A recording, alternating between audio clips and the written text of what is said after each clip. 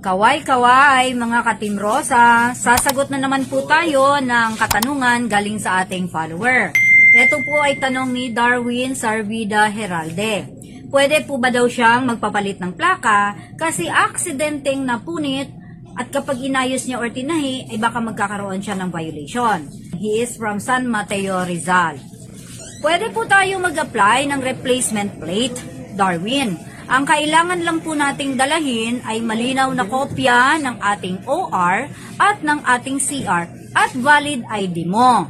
At magbabayad lang po tayo ng replacement fee na 450 pesos. Yun po yung ating cost of plates. Kapag po kayo ay nasita sa checkpoint or sa law enforcement operation at ang plaka nyo po ay napunit o mutilated, magkakaroon din po kayo ng violation. Kaya't habang maaga at hindi pa po dumarating ang inyong replacement plate, magpagawa lang po tayo ng temporary plate at patatakan po natin ang ating official receipt sa LTO ng authority to display improvised plate.